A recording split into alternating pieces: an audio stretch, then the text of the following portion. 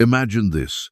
A 17-year-old princess, radiant in youth, is crowned the future empress of the Austro-Hungarian Empire. But behind the marble walls of the palace, something unspeakable unfolds. She falls mysteriously ill an illness that will silently steal her ability to have children. Whispers begin to swirl through the gilded salons of Vienna. Was she poisoned? Was it a political plot? Number. The truth is darker, far more intimate, and far more devastating. This is the true story of Stephanie of Belgium, daughter of the infamous King Leopold II, whose fairy tale marriage to Crown Prince Rudolf of Austria crumbled into a nightmare of betrayal, disease, and humiliation. She was not struck down by a foreign enemy, nor by a mysterious virus, but by something far more common and far more cruel. A sexually transmitted disease, given to her by her own husband. In the 19th century, royal women were groomed to be symbols of beauty and vessels for heirs, but they were kept deliberately ignorant of sexuality, disease, and their own bodies. That ignorance was not accidental, it was a tool, and for Stephanie it became a trap. Behind her royal titles and lavish gowns was a young woman turned into collateral damage. Her womb became a battlefield zone she never chose to fight on. The disease Rudolf gave her destroyed her reproductive system. And society? It didn't blame him, it blamed her. For not producing a male heir, for failing as a wife, for being, in their eyes, defective. What happened to Princess Stephanie wasn't rare. It was a pattern known, repeated in palaces across Europe. Irresponsible men contracted diseases in brothels, then passed the consequences to their innocent wives. The women suffered in silence, and history rarely told their side. Until now. This is not a tale of assassins or palace intrigue.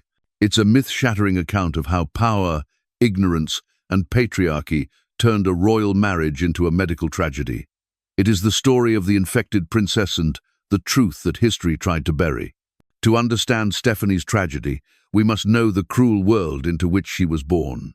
On the 21st of May, in the year 1864, Stephanie Clotilde Louise Hermine Marie Charlotte was born at the royal castle of Laeken in Belgium. She was the daughter of Leopold II of Belgium, one of European history's most controversial monarchs. Leopold II was not merely King of Belgium, he was the personal owner of the Congo Free State, where millions of Africans were enslaved and killed to extract rubber and ivory. Yet even within his own household, Leopold displayed the same cold cruelty. He showed little interest in his daughters, concentrating all attention on his sole male heir, Prince Leopold. Stephanie grew up in a dysfunctional family environment. Her parents, Leopold II and Marie Henriette of Austria, conducted an unhappy marriage. The king was notorious for his constant infidelities, while the queen, weary of mistreatment, eventually withdrew from court life to live in isolation. Stephanie's education was neglected by her father, who viewed daughters merely as pawns in future matrimonial games.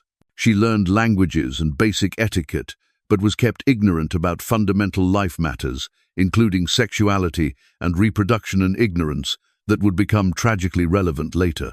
In the year 1879, when Stephanie was only 15 years old, negotiations began for her marriage. Leopold II viewed his daughter as currency for strengthening political alliances with the powerful Austro-Hungarian Empire. The chosen bridegroom was Rudolf, Crown Prince of Austria, a 21-year-old young man known for emotional instability and erratic behavior. In March of the year 1880, Rudolf visited Brussels to meet his future bride. The encounter was carefully orchestrated by diplomats, but Rudolf appeared genuinely enchanted by Stephanie.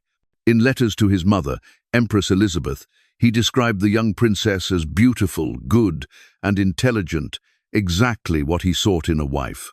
What Rudolf failed to mention in his letters were his own problems. He was already known for frequenting Vienna's brothels and maintaining relationships with actresses and prostitutes. More dangerously, he had contracted gonorrhea during his sexual adventures, information carefully concealed during matrimonial negotiations. The engagement was announced on the 7th of March in the year 1880, but the wedding had to be postponed for a humiliating reason. When Stephanie was sent to Vienna to learn imperial etiquette, it was discovered that she had not yet reached puberty. The ladies-in-waiting realized the young woman possessed no knowledge whatsoever about sexuality or reproduction. The humiliation was complete when Stephanie was sent back to Belgium to mature. The incident revealed how inadequately she had been prepared for marriage and adult life. Her parents had treated her like a dispensable child, without concern for her sexual or emotional education. Finally, on the 10th of May in the year 1881, when Stephanie was 17 years old, she married Rudolf in St. Augustine's Church in Vienna. The ceremony was magnificent, with guests including the future Edward VII of England and Emperor Wilhelm II of Germany. To observers, it resembled a genuine fairy tale. The first months of marriage seemed happy. Stephanie was enchanted by her new life as crown princess, and Rudolf appeared genuinely affectionate toward his young wife. In September of the year 1883, their only daughter was born. Archduchess Elizabeth Mariofring hoped that the Habsburg dynasty would continue.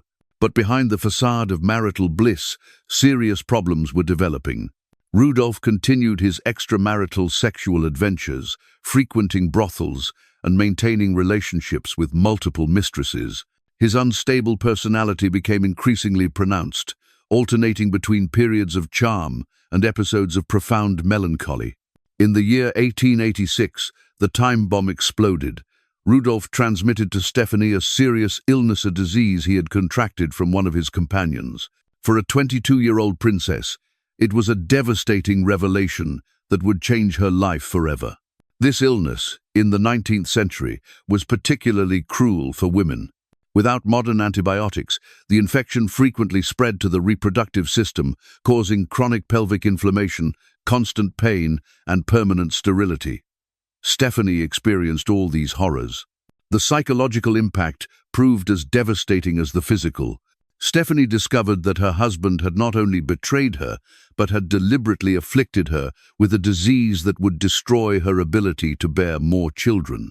For a woman of royalty whose primary function was producing heirs, it constituted a sentence of total failure.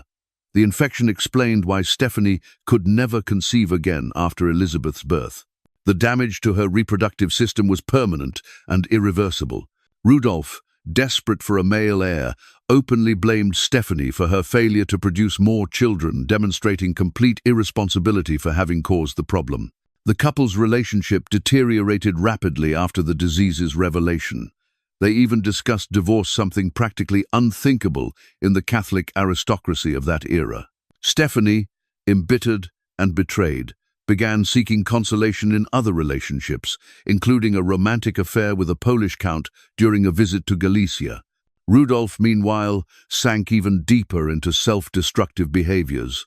He increased substance use, intensified his extramarital affairs, and developed dark thoughts. His mental instability, always present, worsened dramatically as he faced the consequences of his irresponsible actions. The tragedy culminated on the 30th of January, in the year 1889, when Rudolf was found deceased alongside his 17-year-old companion, Marie Vetsera, in the Meerling hunting lodge.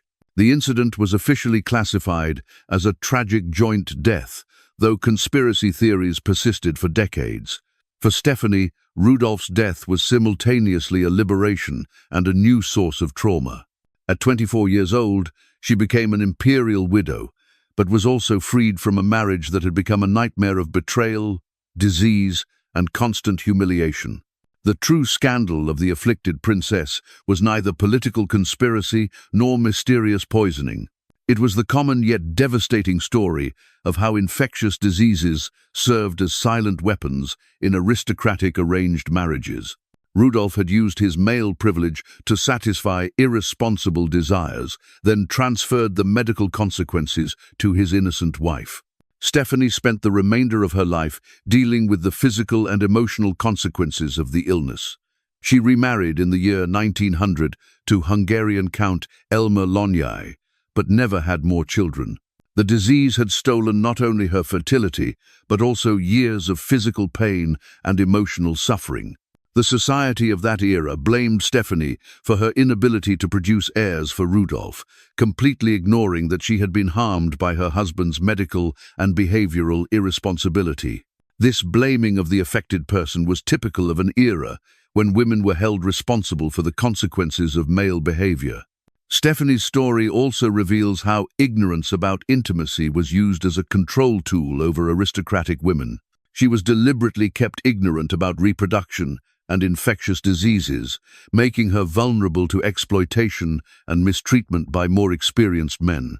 Medical documents from that period show this illness was epidemic among European male aristocracy, who frequently afflicted innocent wives after contracting the disease from other women. But the social solution was always to blame women for subsequent infertility, never to hold men accountable for irresponsible behavior. Stephanie's case was not isolated. Many princesses and duchesses of that era suffered similar fates, afflicted by irresponsible husbands, then blamed for failing to produce heirs. It was a systematic pattern of medical mistreatment, rarely recognized or discussed publicly. From a modern perspective, Stephanie was harmed by multiple forms of mistreatment: educational negligence by parents, forced arranged marriage, deliberate transmission of illness, and subsequent blame for its medical consequences. Her story illuminates the darker side of royal marriages. Stephanie died on the 23rd of August in the year 1945, at the age of 81 years. She had survived both Rudolf and her father Leopold II, living to witness 2 world wars and the complete transformation of the Europe she had known in her youth. Her only daughter, Elizabeth, married and had descendants, ensuring the Habsburg lineage continued despite Stephanie's reproductive problems. Ironically, the gonorrhea Rudolf transmitted to Stephanie did not completely prevent dynastic continuation, merely limiting it to a single child. The true lesson of the infected princess story concerns neither mysterious conspiracies nor exotic diseases. It addresses how patriarchal power structures enabled aristocratic men to transfer the medical consequences of their irresponsible behavior onto vulnerable women, who lacked both the knowledge and power to protect themselves. Stephanie of Belgium was infected not by political enemies or mysterious poisons, but by her own husband, with a common disease that destroyed her reproductive life. Her story serves as a somber reminder that the worst royal scandals often involve not dramatic assassinations, but more mundane and systematic forms of abuse that were accepted as normal in their times. The infected princess was a victim, not a villain. Her tragedy illuminates a rarely discussed aspect of aristocratic life: how sexually transmitted diseases functioned as silent weapons in arranged marriages, and how women paid medical and emotional prices for male irresponsibility. It is a story deserving to be told not for its shock value, but for its lessons about power, responsibility, and justice.